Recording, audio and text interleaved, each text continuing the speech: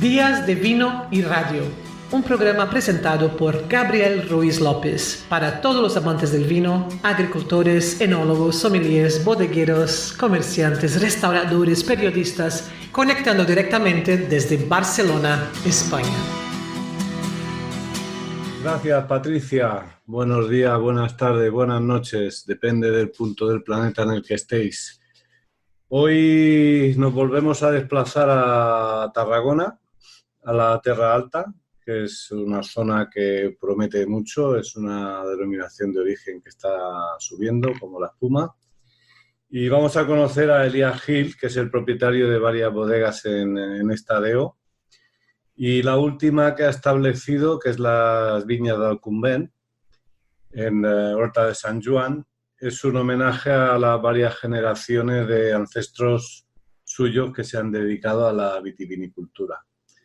Pero como siempre, pues es mejor que nos lo explique él. Hola Elías, ¿qué tal? ¿Cómo estamos? Hola, muy buenos días a todo el mundo, fenomenal. Verano, buen tiempo, solecito. Ajá. En Todo bajo prevendimia. control. Estamos en Sí, prevendimia ya, ¿eh? Sí, vamos a empezar los controles de maduración a partir del próximo lunes ya. Sí, está todo el mundo ya en pie de guerra en muchas denominaciones de origen y algunos ya casi habrán acabado con los chardonnays. Así que ya llega el momento más excitante, ¿no? del año. Sí. Uh-huh. Sí. Bueno, pues... Además, un año con todos los avatares que ha tenido este duro 2020. Sí, un poco más difícil y vamos, imposible. Pero bueno, lo sacaremos todos adelante. Si Dios quiere. Sí, hombre, sí. Bueno, te he hecho una breve introducción, pero sería lo suyo, pues eso, que explicaras tú un poco la historia de tu familia y tus comienzos en el mundo del vino, en fin, hacer un poco a la audiencia partícipes de dónde estamos. Bueno, nuestra zona es de larguísima, súper larguísima tradición vitivinícola. Hay restos desde los íberos en nuestra comarca con evidencia clara que se vinificaba y se cultivaba ya la vid. En el caso de nuestra familia, no puedo precisar cuál fue el inicio, pero sí que tenemos documento escrito desde 1769, que sí que ya se tenía vinificación sobre las viñas de la familia. No sé si anteriormente también se hacía, pero desde aquella fecha sí que tenemos escritos que así lo contemplan.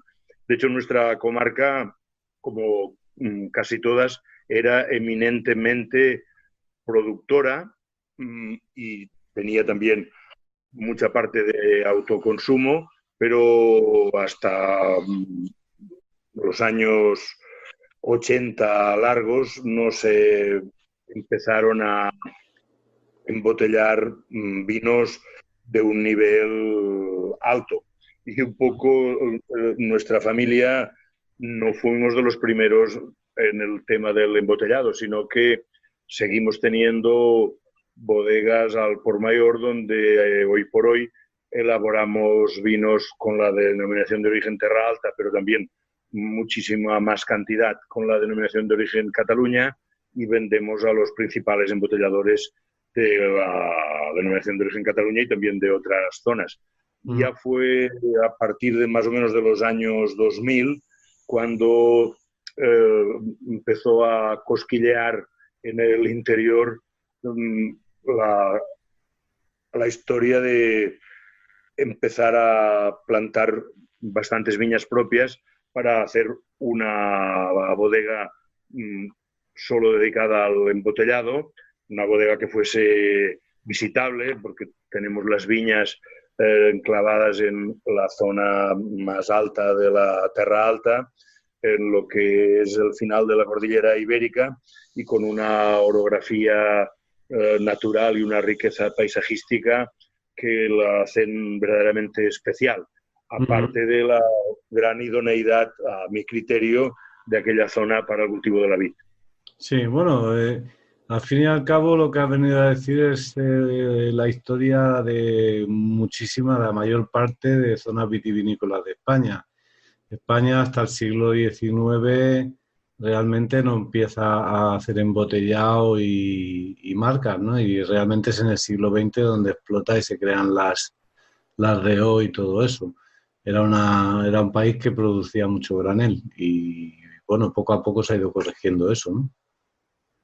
Sí, sí. De hecho, además, en nuestro caso, me atrevería a decir sin mucho riesgo que nuestra comarca, que también le da el nombre a la denominación de origen, durante muchísimo tiempo fuimos la cenicienta de todas las denominaciones de origen de Cataluña. Los vinos de nuestra zona pues eran unos vinos rudos, que si algún brillo tenía era solamente el gran potencial de acumulación de azúcares y posteriormente pues unas graduaciones alcohólicas elevadísimas, que hacía que nuestros vinos, como tal, se consumían solo en nuestra tierra y en una zona cercana hacia la desembocadura del Ebro, pero en ningún lugar más.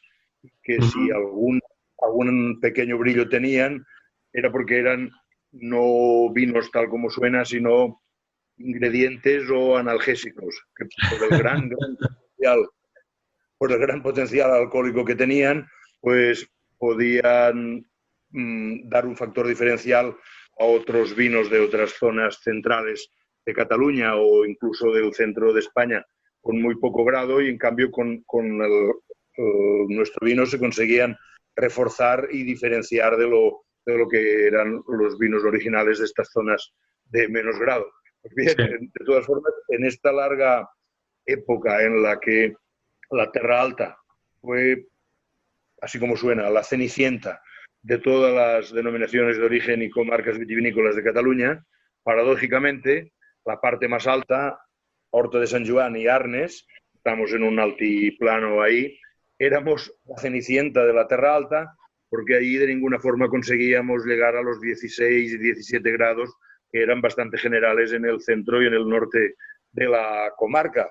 Y Ajá. pues éramos de lo último, lo último. En cambio, hoy por hoy, precisamente esto que se podía entender como una deficiencia y una dificultad en aquella época, hoy son todo ventajas y condiciones especiales para producir los vinos que hoy por hoy demanda el mercado. Yo diría que bastante Efectivamente, sí. más elegantes, más frescos, más longevos.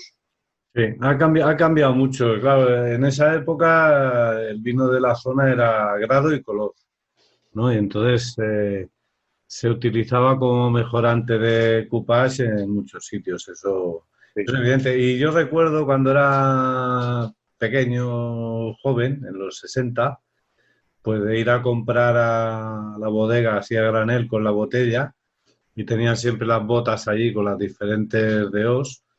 Y bueno, lo que era batea y gandesa se compraba pues para beber con gaseosa, porque así Sí solo que te pegaba un zapatazo en la boca que era importante, ¿no?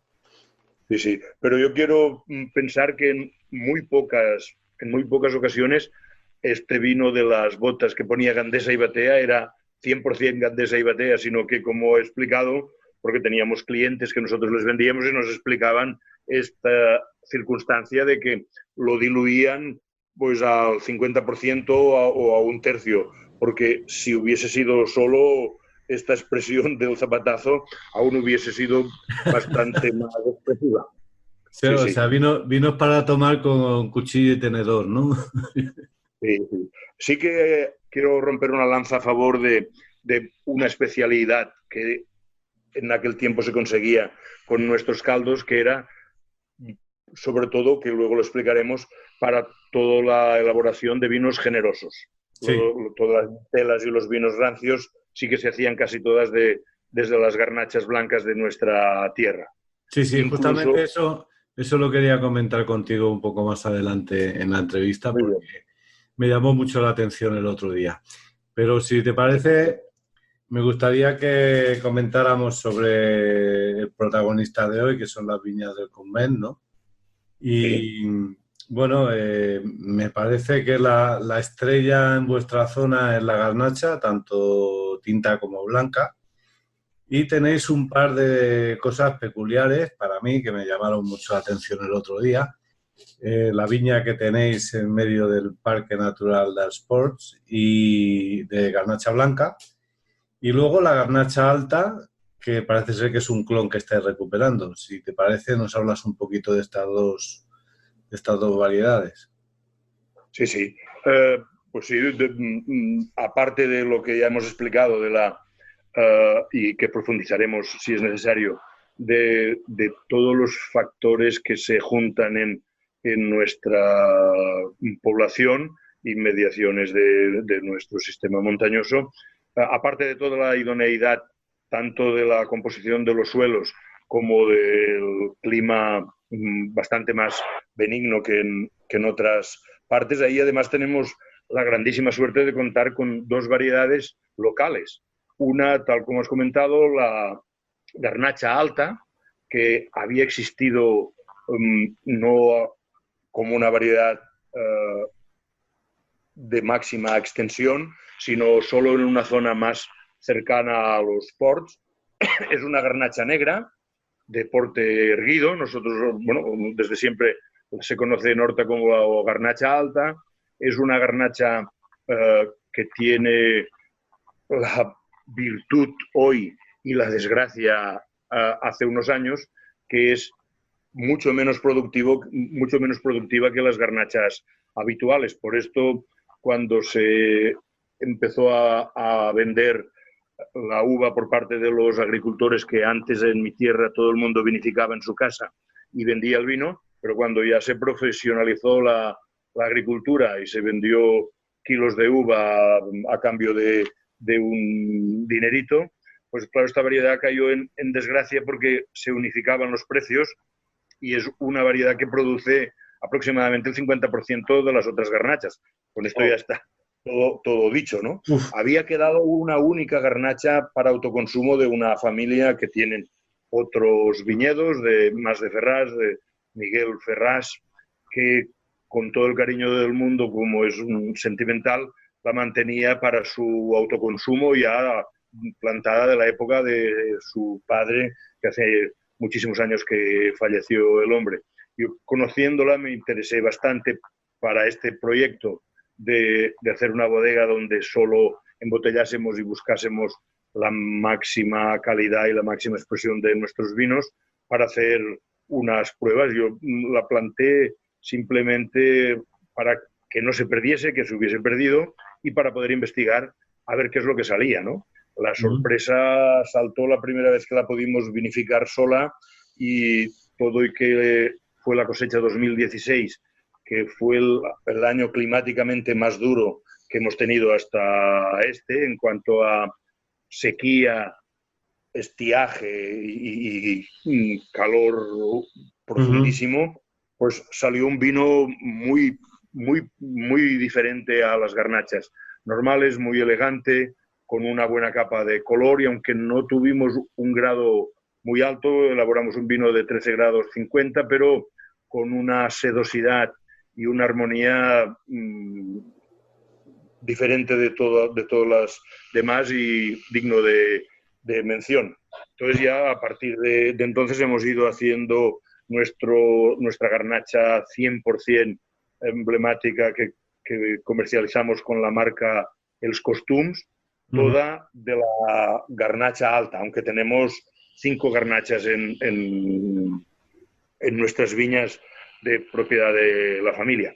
Y aparte de esta garnacha alta, que si luego conviene ya profundizaremos más en ella, pero además tenemos también como otra rareza súper rara un moscatel de grano pequeño, parecido al Frontignac, pero de color rojo, que también es poco común. Parece que hay algo parecido en la zona de Hamburgo, pero nada común. Y De de este Hamburgo, vino... ¿De Hamburgo en Alemania? En Alemania, sí, sí. Ah, Alguien muy puesto en temas de viticultura me ha comentado que en Hamburgo hay un moscatel parecido a este nuestro, que es una rareza. También se había perdido, era muy común en una zona del pueblo, en una masía de unos productores de uva que ininterrumpidamente siempre han sido proveedores de la bodega grande de nuestra familia. Se conoce por nuestra zona como el Mas de Cames, de unos viticultores muy profesionales y muy dedicados y muy pulidos a la tierra, que siempre nos venden una uva excepcional. Pues ahí se conocía como moscatel del Mas de Cames. Lo ajá, hemos recuperado. En aquella época se vinificaba para vino seco con la misma metodología que era común en nuestra zona, que era tanto las variedades blancas como las tintas, todas fermentarlas con el ollejo. O sea, todas como lo que ahora se vuelve a poner de moda de los blancos brizados. Pues sí, esto se elaboraba así, tiene un potencial, aparte del aromático, un potencial alcohólico muy alto y aparte de consumirlo también para como un vino acompañador de las comidas, pero también un vino para añadir siempre al vino rancio, de tanta ajá. potencia que tiene. Y estas son las dos peculiaridades en cuanto a variedades que Mm. tenemos la grandísima suerte de contar solamente en Norte de San Juan. Sí, sí. Bueno, y la otra que te mencionaba yo, la garnacha blanca que está ahí en donde Bueno, tienes aquello, en donde tienes la casa rural, sí, sí, más que nada, más que por la variedad en sí o la peculiaridad de la uva, por el emplazamiento, ¿no? Que es espectacular. O sea, sí, pues sí, madre sí. mía. Bueno, es la garnacha blanca, eh, creo yo, indudablemente más alta de nuestra denominación de origen y además la viña de denominación de origen más al sur de toda Cataluña.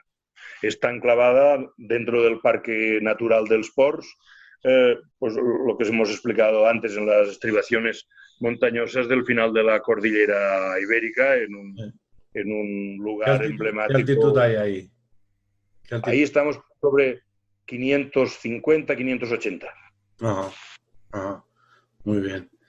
Y bueno, tú lo has mencionado antes, el tema del clima y el suelo, el terruño. Hay una cosa para mí bastante particular, porque tenéis un clima continental, pero el Mediterráneo lo tenéis en línea recta ¿a cuántos kilómetros? ¿30 o 20 y tantos? Sí, sí, como mucho, ni tanto tampoco. En línea recta, ni tanto. Y os Y en este llega, caso, y os llega aire de ahí, aunque lo corte un poco la montaña, ¿no? Los puertos, pero hay algún cañón que os lleva aire mediterráneo, ¿no? sí, sí, sí. Ahí precisamente la finca está atravesada por el río Canaletas, es un río frágil, pequeño, de montaña, muy especial, que por el trazado que durante siglos y siglos ha ido abriendo camino entre las montañas, pues por ahí, por ese cañón, nos entra el viento marítimo de Levante, conocido en nuestra tierra como Garbí, que Sí. le, que le confiere unas condiciones especiales a la finca. Sí, sí.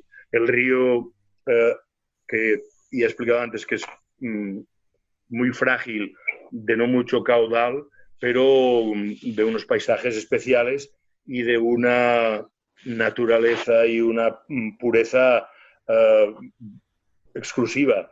Me gusta explicar siempre que ahí a 10 metros de las cepas Ajá. vive la reserva de cangrejos autóctonos más importante de toda Cataluña.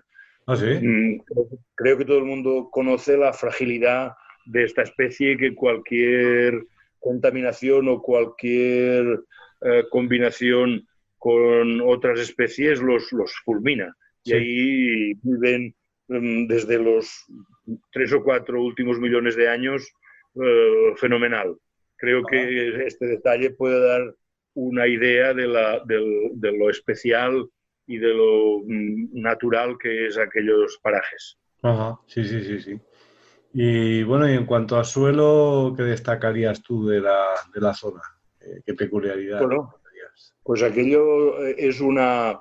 No todas las zonas son iguales, pero está en un buen equilibrio la composición caliza con la arcilla, Ujú. que diría que predomina un poco más la arcilla, pero todas aquellas montañas, algunas son aglomerados, pero en la mayoría de las montañas y en el subsuelo es todo caliza, ¿no? Y todo el mundo o mucha gente conoce pues precisamente la idoneidad de la arcilla para las garnachas, sí, sí.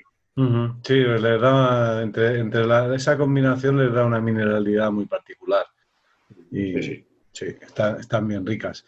Y bueno, lo que es en la bodega, una de las cosas que también me ha impactado un poco es la apuesta fuerte por la tecnología y tener lo último de lo último desde la recepción de uva, ¿no? Hasta el final Sí. del proceso.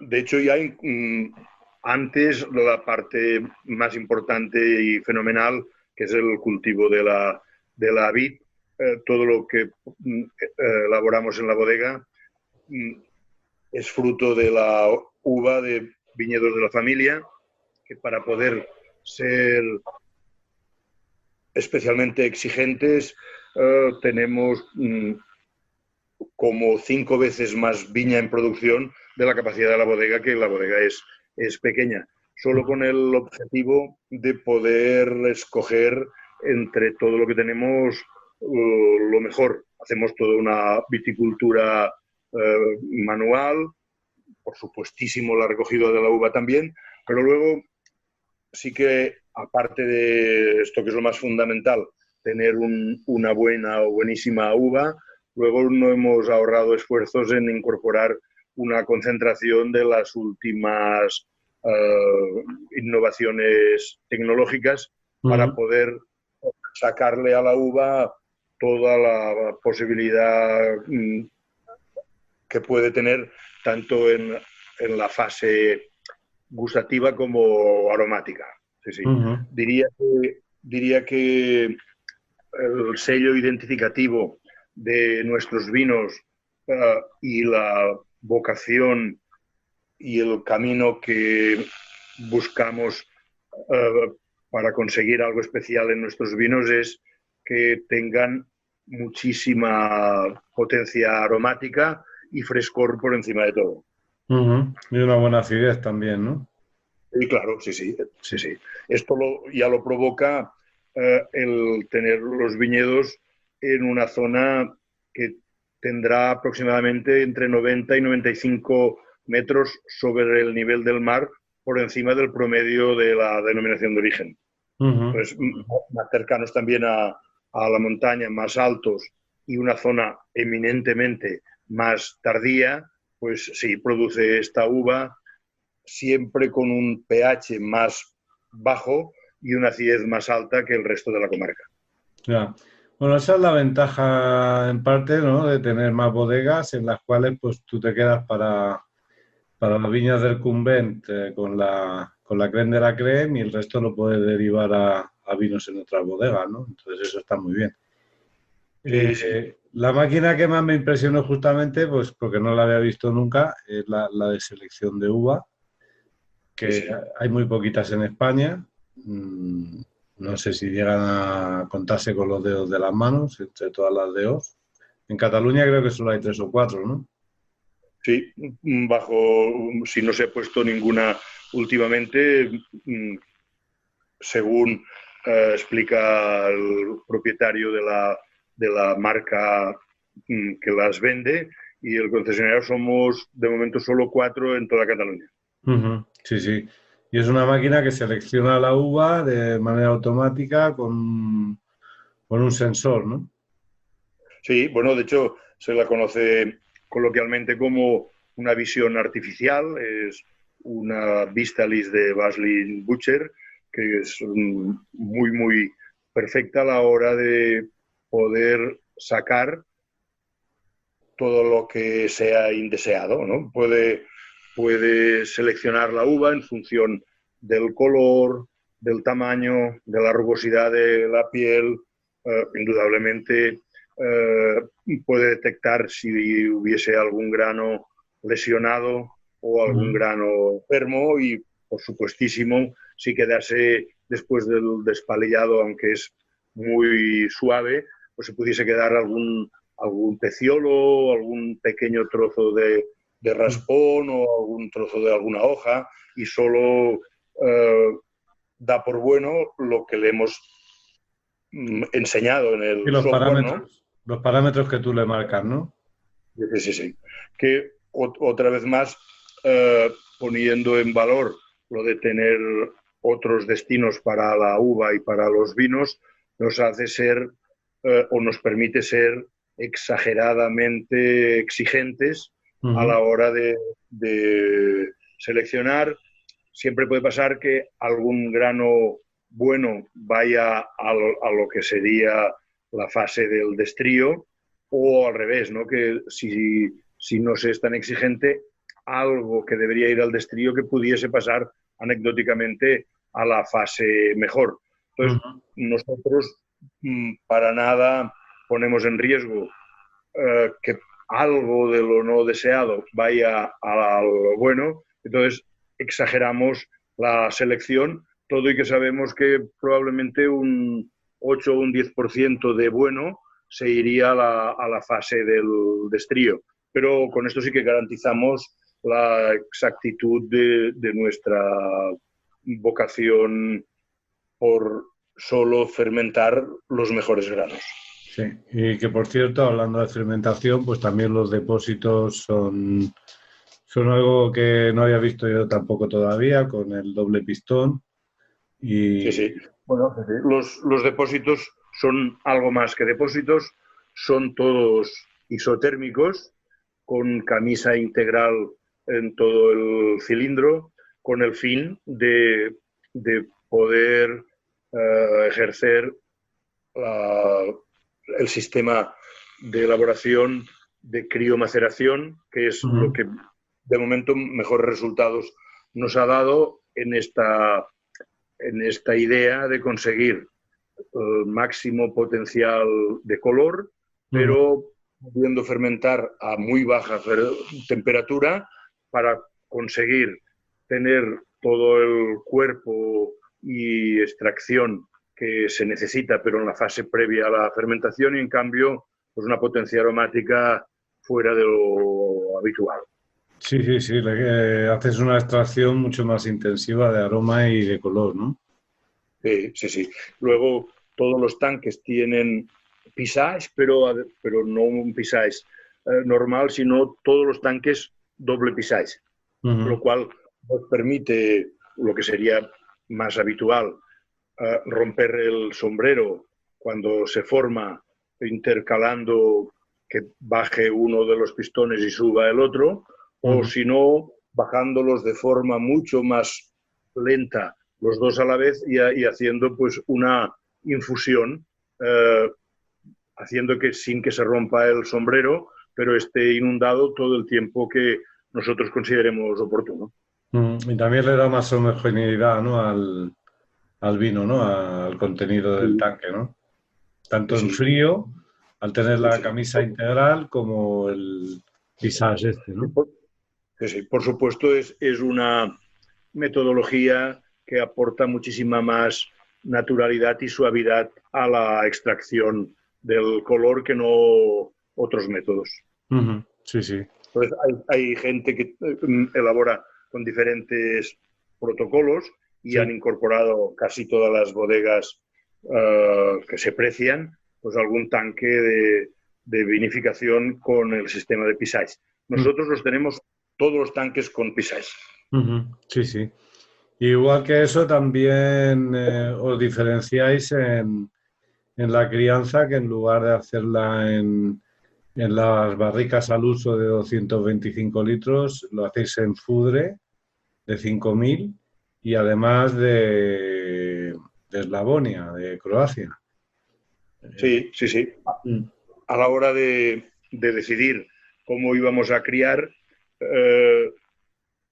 después de varios estudios y pedir consejo a gente preparada para esta resolución de estas cuestiones, y nos decidimos a comprar fudres de 5.000 litros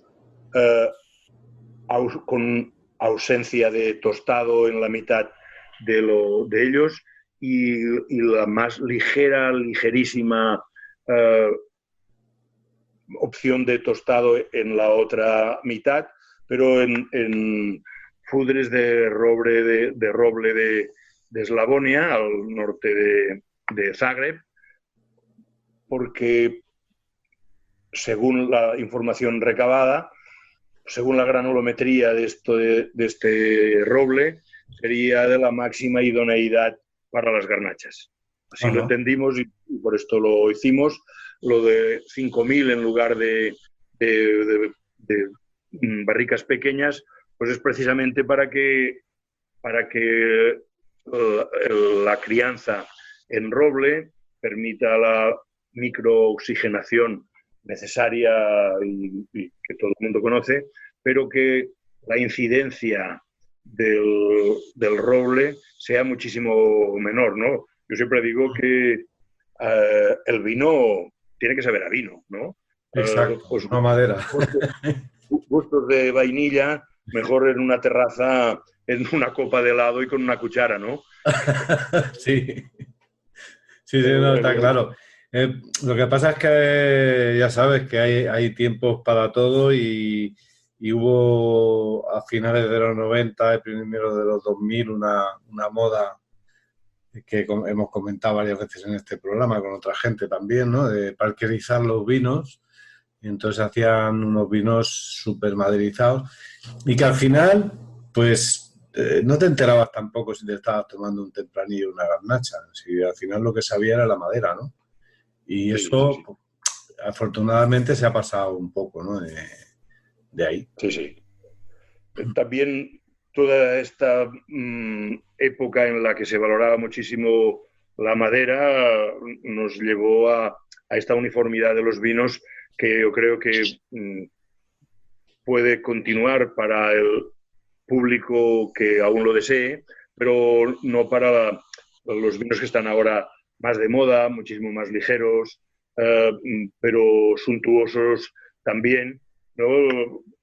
Las barricas de roble americano tostado, también todo el mundo conoce que puede resolver alguna astringencia y algún pequeño amargor, que en nuestro caso de ninguna forma un vino que no sea muy franco, muy aromático y fresco y afrutado, ya nunca lo pondríamos en las barricas, porque aunque nuestro vino emblemático envejecido en roble es el Monpare, tiene 18 meses de crianza, pero para nada, de nada, ha perdido la fruta, sino todo lo contrario.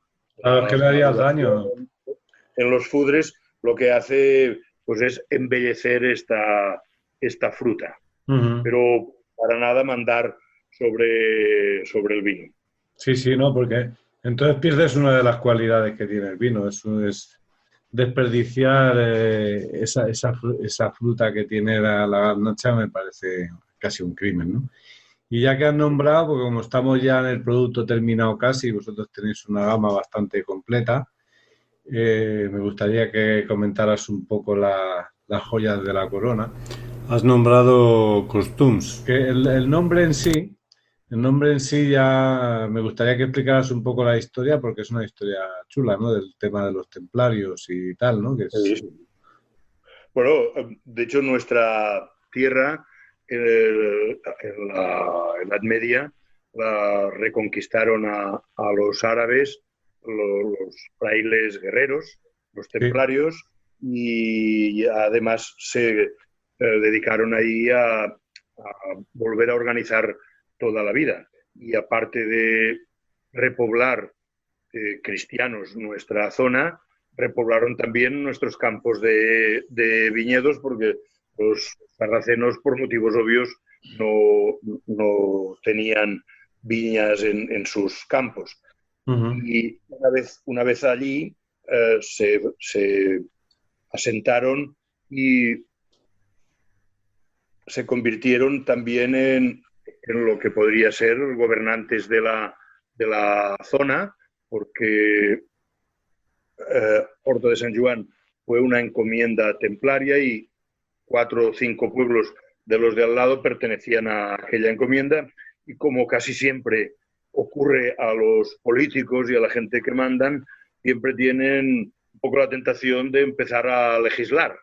Y en este caso, allí el gran maestre templario de Cataluña y Aragón, o de Aragón y Cataluña, Berenguer de Cardona, en 1296 otorgó a la población lo que podría ser una pequeña constitución como las que están en uso ahora, conocida como els costums de Horta, que entre las diferentes cuestiones que legisla, en el capítulo 18, en aquella época ya legislaba y organizaba el comercio del vino en la encomienda. O sea que somos de larguísima tradición, y es fácil entender que si ya había comercio no se refería a que el vino era de autoconsumo para la zona, sino que se vendía. De hecho, en nuestra cercana zona Caladero, para vender nuestros vinos, que los han tomado como su vino en nuestra zona de Terres de l'Ebre, toda la zona nada productiva de vino, pero muy consumidora, que sería toda la zona del delta del Ebro, derecha e izquierda, pues ahí la encomienda de Horta tenía el privilegio de vender uva, mosto o vino sin pagar impuestos. O sea que ya teníamos un largo privilegio en aquella época, lo que transcribe perfectamente, ya era una zona mucho más productiva del viñedo de autoconsumo que había en otras partes de todo el territorio. Bueno, pues eso, cuéntanos un poquito sobre la gama. Yo creo que el producto estrella es Montpara, ¿no? Y Costums son los dos referentes, Sí. ¿no? Bueno, ahí cuando empezamos a plantar viñas a partir del año 2000, con la idea de que si un día podíamos convertir la gran ilusión de tener una bodega pequeña para poder elaborar de forma especialmente buena y técnica nuestra propia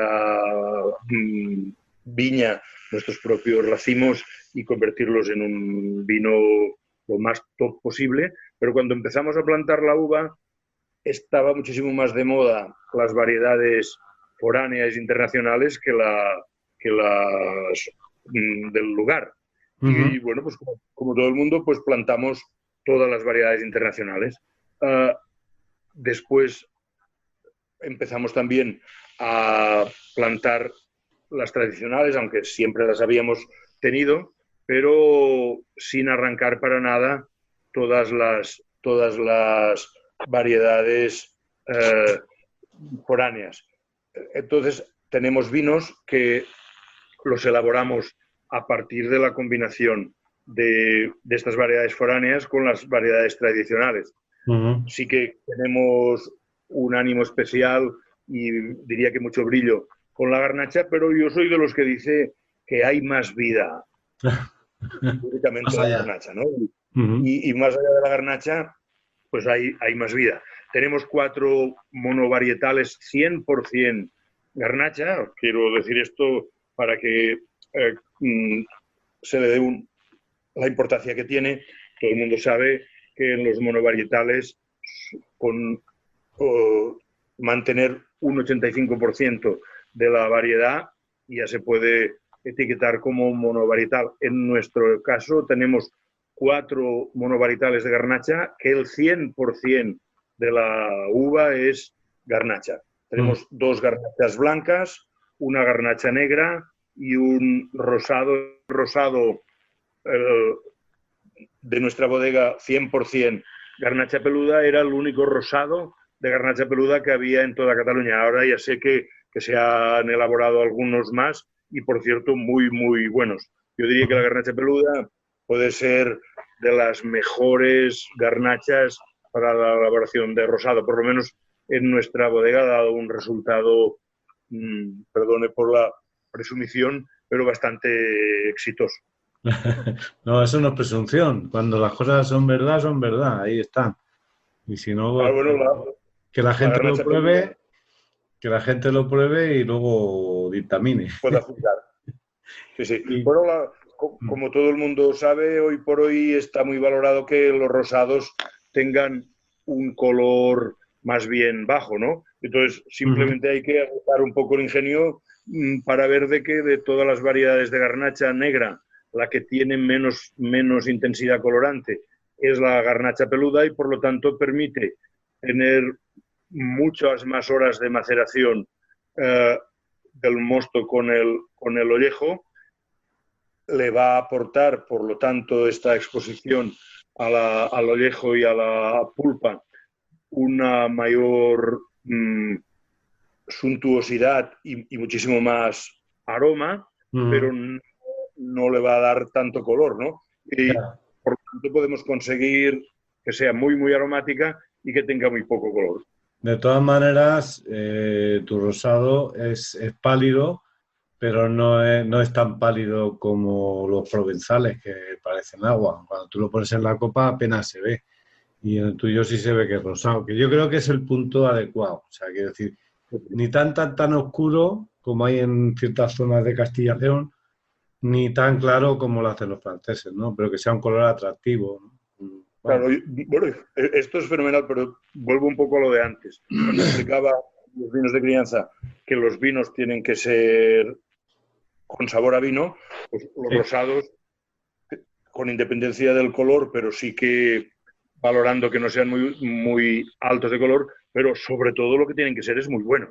Y sí. algunos de esos vinos tan pálidos, pues han tenido que estar pocas horas en maceración, con lo cual han dejado de poder adquirir todas las ventajas que les daría una Mm. prudente o larga maceración, o bien, si la han tenido, luego han tenido que tener algún tratamiento de clarificación para reducirles el color, que al tiempo de reducir el color también se ha llevado parte del sabor y del aroma, con lo cual, qué gracia puede tener, ¿no?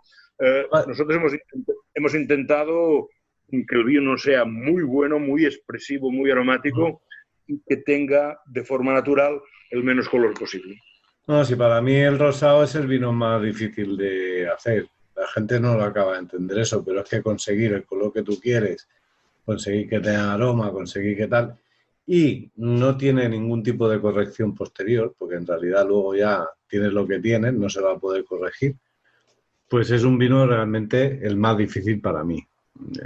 Porque luego los tintos, por ejemplo, los puedes corregir con más madera, menos madera, con algunos procesos Sí, sí. que le pueden cambiar, pero el rosado, poquita cosa le puedes hacer, vamos, prácticamente nada. Y Exacto. bueno, como han mencionado antes, el tema del vino rancio, ya para ir acabando, porque el tiempo va pasando muy rápido cuando te gusta lo que hablas, eh, has comentado sobre el vino rancio, ¿no? Y aunque no tiene que ver con Viñas del Convent, salvo que tienes allí las botellas esas que tienes ahí en el patio y en las damajuanas.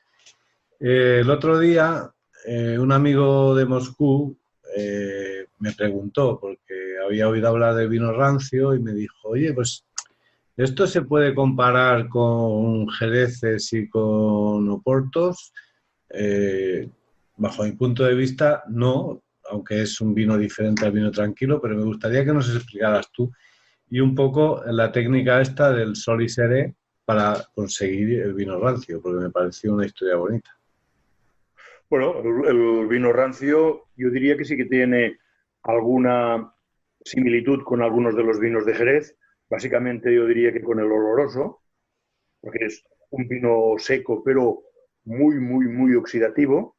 Y nuestra comarca, como hemos dicho al principio, productora de vinos de alto grado, sería un poco el factor diferencial de Jerez, ¿no? Que Jerez todo el mundo conoce, que ahí los vinos de nacimiento son con un grado alcohólico más bien bajo y están fortificados con alcohol, pero bastante, y luego pues vuelven a tener un sistema de criaderas, que es un poco lo que también se hace en el vino rancio. Lo que pasa es que... Estas son las dos diferencias que yo le encuentro, ¿no? Principales con sí, Jerez, ¿no? sí. También la gran diferencia es la variedad, que como supongo que todo el mundo conoce, la garnacha es la variedad más oxidativa de todas, por lo tanto, tiene un nivel de idoneidad altísimo para conseguir un vino rancio. Al contrario de lo que ocurre en Jerez, en la mayoría de los casos, aquí se pueden obtener vinos rancios sin fortificar con alcohol añadido, aunque también es bastante común la opción de poder añadirle algo de alcohol o aguardiente para que lleguen a 17,5 o 18 grados. Pero la gran diferencia es que aquí la adición de alcohol sería anecdótica y en cambio en Jerez es imprescindible. Esta sería una de las grandes diferencias. Y volviendo a lo de las damajuanas o aquellas botellas pequeñas que nosotros tenemos en el patio, aquello es nada más y nada menos que una fórmula para acelerar el proceso de enranciamiento. Y habitualmente los vinos que han pasado por Sol y Serena van a las botas criaderas y ahí, en lugar de ser un vino que viene directamente de un depósito acabado de fermentar o de cosechas anteriores, pero guardados en hormigón o en lo que sea, va bastante más lento. Y con el sistema de Sol y Serena van a adelantar muchísimo más este proceso oxidativo. Nosotros ahí lo que sí que vamos a hacer, que creo que no es muy habitual, queremos conseguir un vino rancio, pero que solo haya estado en cristal, con lo cual necesitará estar, como usted lo vio en el patio de Sol y Serena, pues 6 o 7 años mínimo para que llegue a ser rancio. Es que me estás diciendo de acelerar el proceso y el otro día me dijeron 5 años. A mí 5 años me parece un proceso largo, ¿no?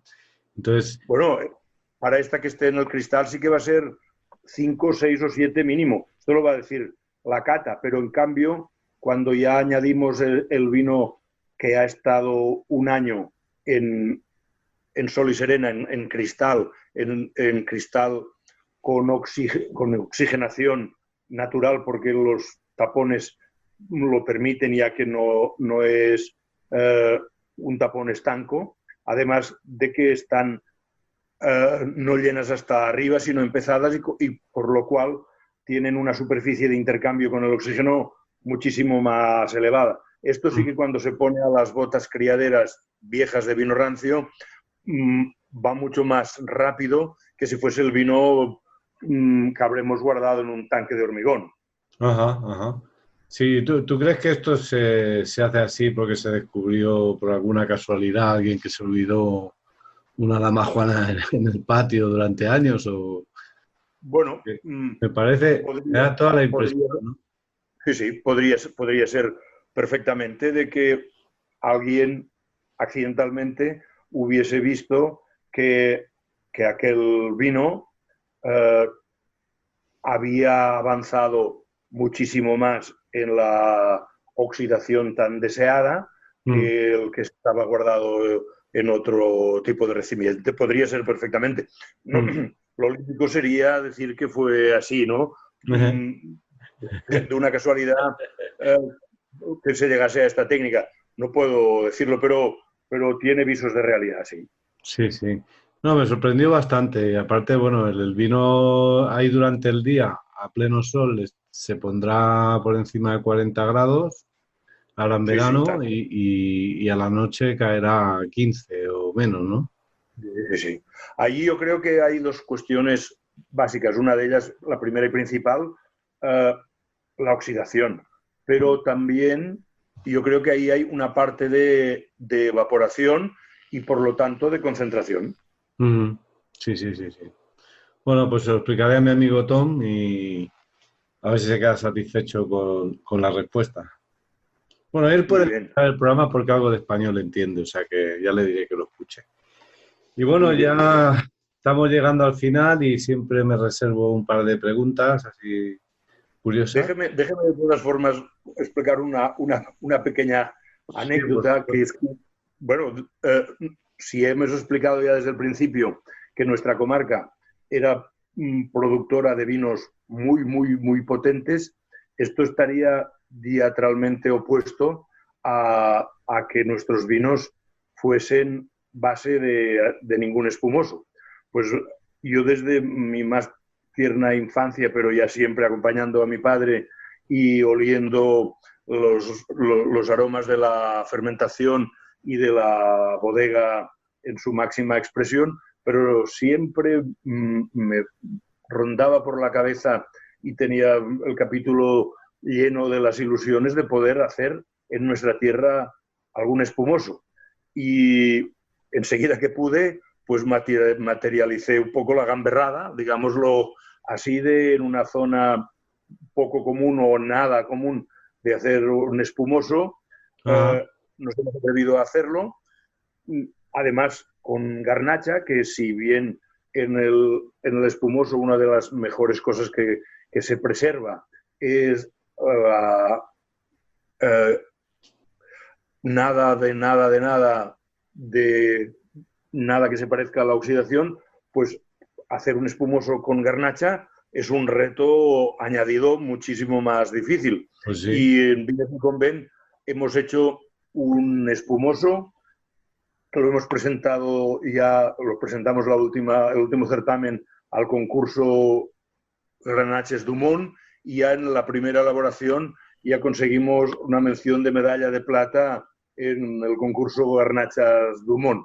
Entonces, pues para mí es motivo de honda satisfacción poder haber cumplido el sueño o la excentricidad de hacer un espumoso en nuestra tierra y que haya salido de ahí no simplemente algo que se deje beber, sino No, bien rico algo... está.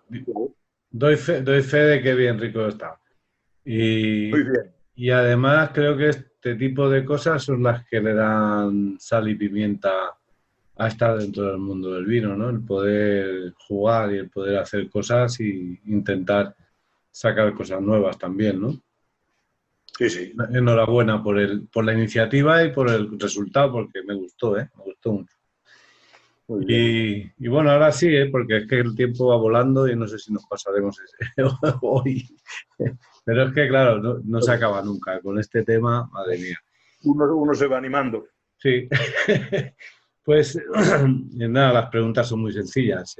Uno que me dijeras tu favorita, eh, eh, de lo que sea, sabor, del resultado, de Bueno, tal, da lo mismo, ¿eh? O sea, yo sé que un poco romperé los esquemas, pero para mí, mi uva favorita, porque da unos resultados ultra especiales, es la Syrah. uh-huh. Es una gran uva, ¿eh? Y no, no, la verdad no sé por qué dices eso, porque a mí me parece completamente dentro de tiesto, ¿eh? De Bueno, hecho, ha porque habido gente que ha dicho Riesling, ha habido gente que ha dicho Pinot Noir, o sea que eh, cada uno tiene su gusto en eso. Y a mí la Syrah me parece una gran uva.